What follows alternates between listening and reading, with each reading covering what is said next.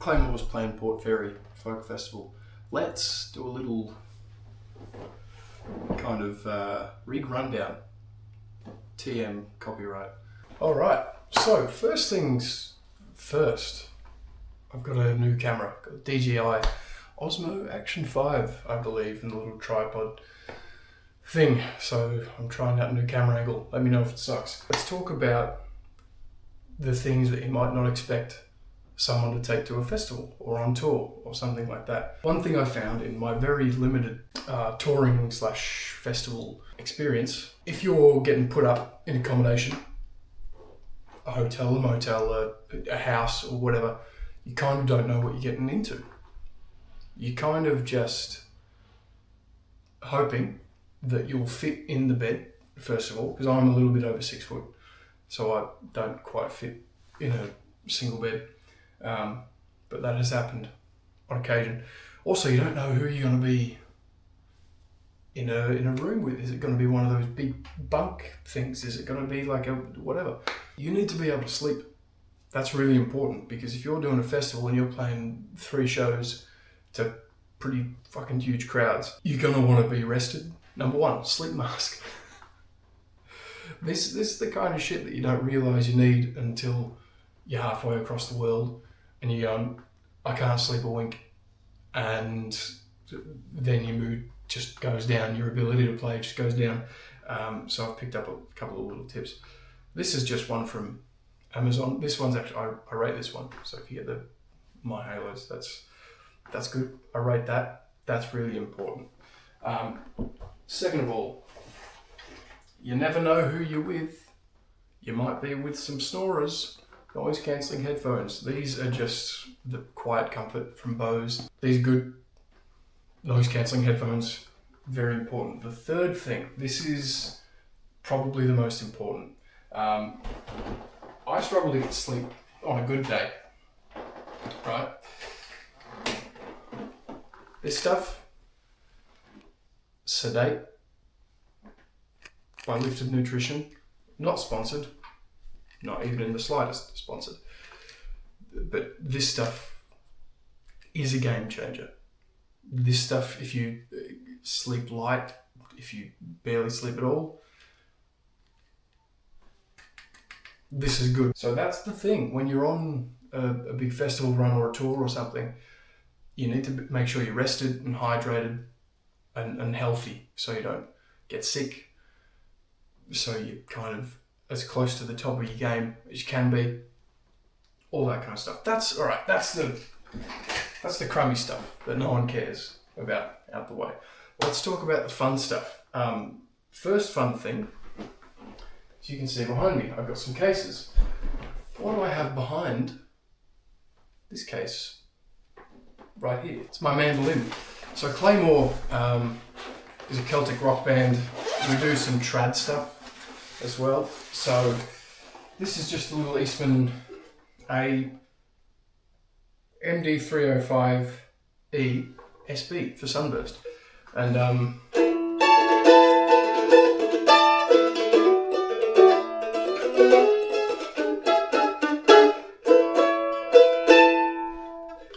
not a mandolin player, I'm a guitar player who has a mandolin. But when we're doing Caledonia, we need a mandolin. So this one just has a passive pickup. It works. It's built really well. I like them. I'm big on Eastman in general at the moment. I think the man responsible for that is a gentleman called Nick Fitch, who if you haven't heard of, go get around Nick Fitch. He's a kind of West End dude. He was Amy Atkinson's MD, which is how I got in contact with him. So we hung out when I was over in London. Great dude. And I had the best coffee I had in Europe at that place. It was a Colombian cafe. I can't quite remember what the name of it was.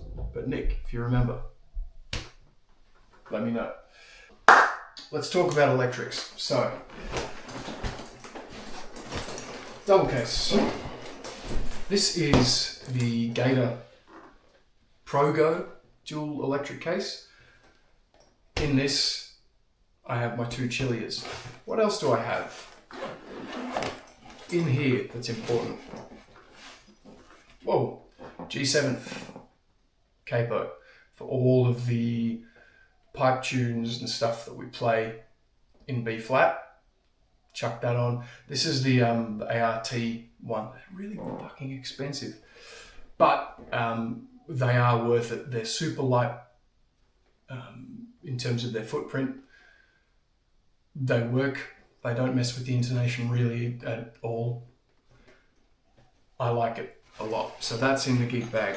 What else is in the gig bag? This is a bag full of stuff for the Cilias. In here is a little blue light for the loom inlays on the side, and a little truss rod adjustment wrench. I'm not going to get that out because it'll fall all over the gaff. One of these things, I will say that Elmer photo over here, the D'Addario one, this sucks. It's crap, but it's better than nothing. So if you found a multi-tool that is good, let me know.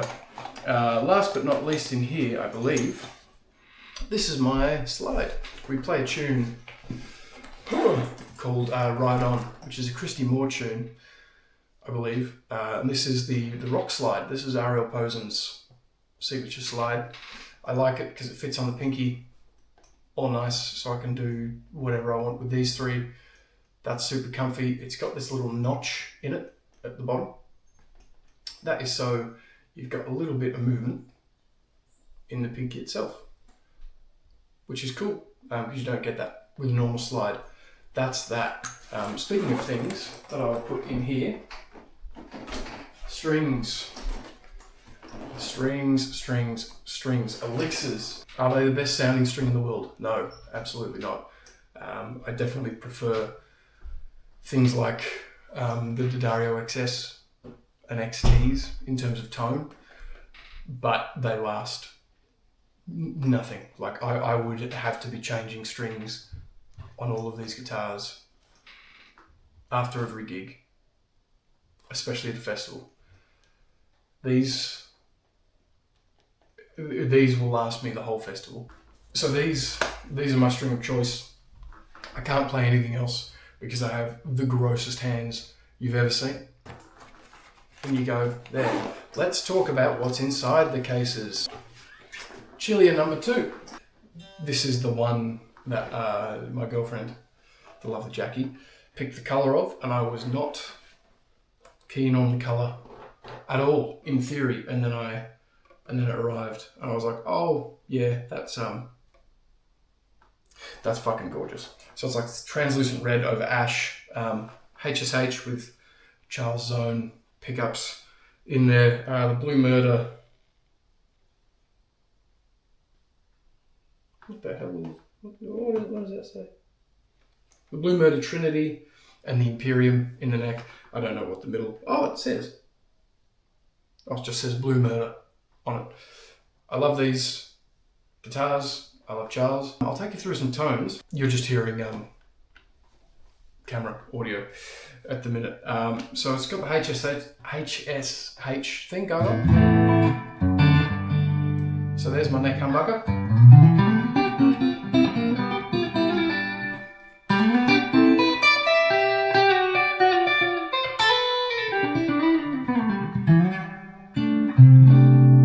I'll flick over to the ambient thing so you can hear some of the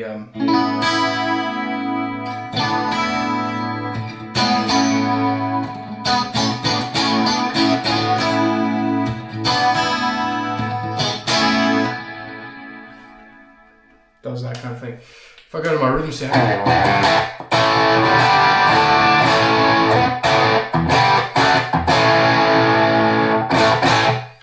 does that, cleans up. Super nice. And I've got a rhythm patch with a bit of delay and verb.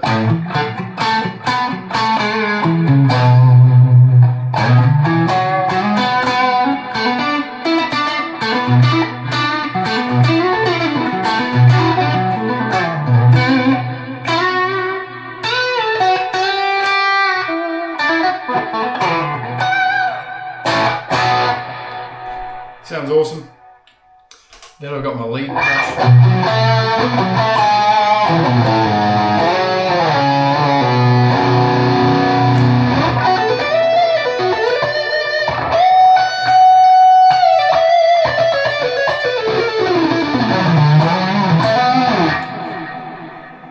You get the gist. That's number one. Let's get number two. So number two, this is, well, I say number two, this is actually Cilia. Number one, which also has, it's got a different set of pickups in here, but it's also a hardtail, and it's lightweight. It's a lot lighter. But this, again,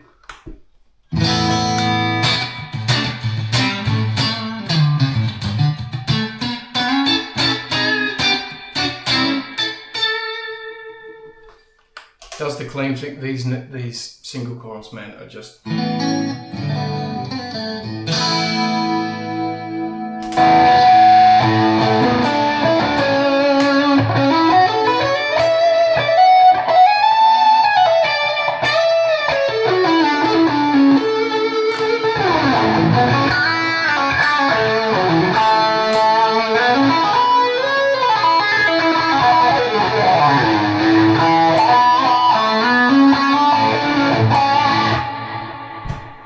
You get the picture. Does the thing. This is definitely the number one. It's just fucking unreasonably good. Again, Charles, you're a freak. I love you. Can't wait to basically make my entire collection Cilias. Let's talk about what's in the other one now, because this is exciting.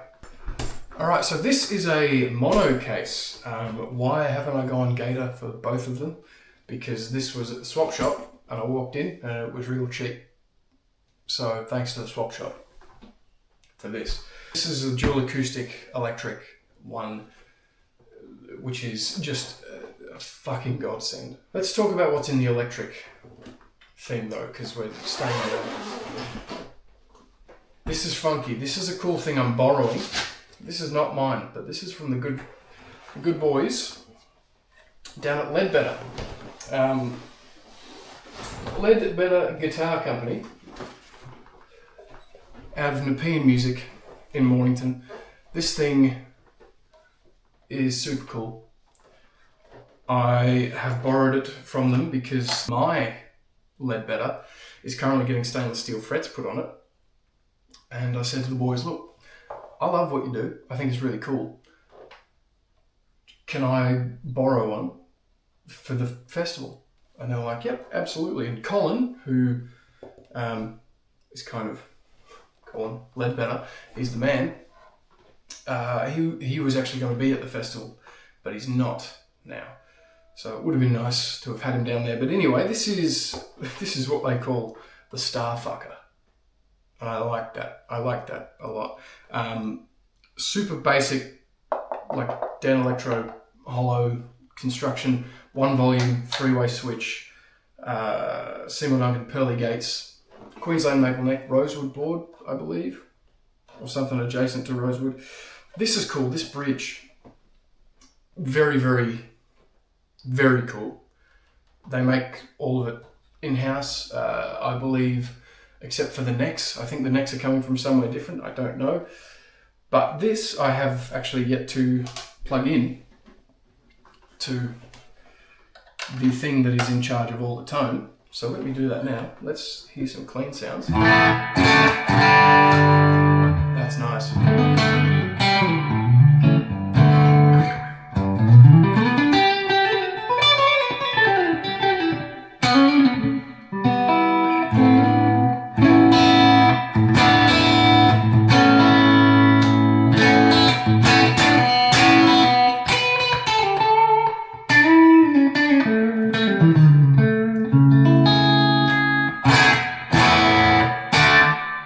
Pearly gates have got some kind of bite to them, hey? If I go to my rhythm tone,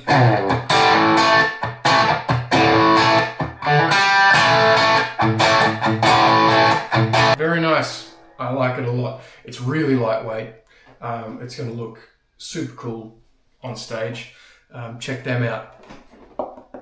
Leadbetter Guitar Company. That's where it's at. And now we can't talk about guitars without talking about my acoustic guitar. So of course, being a Celtic band, we do a lot of acoustic stuff. So along for the ride comes my trusty 808. This is my Maton SRS 808 from, I don't know however many years ago. I've played basically everything professional I've ever done that has required an acoustic has been on this guitar. The reason I'm taking this over the ER90 Trad is because this has stainless steel frets on it. And I haven't gotten the stainless steel frets on the ER90 yet. And I can't play anything that doesn't really have stainless steel frets, because they will, by the end of the festival, they will be all sorts of gross. So this is going to be set up in drop D. Don't mind the feedback buster.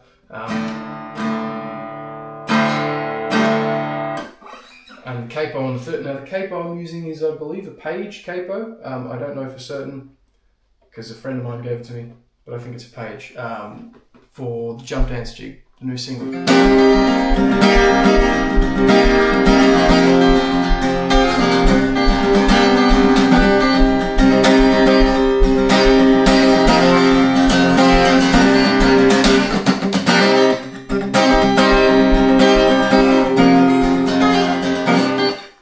You get the whole picture, right? So that's going to stay with the capo on the third for either myself or Grant, whoever needs it.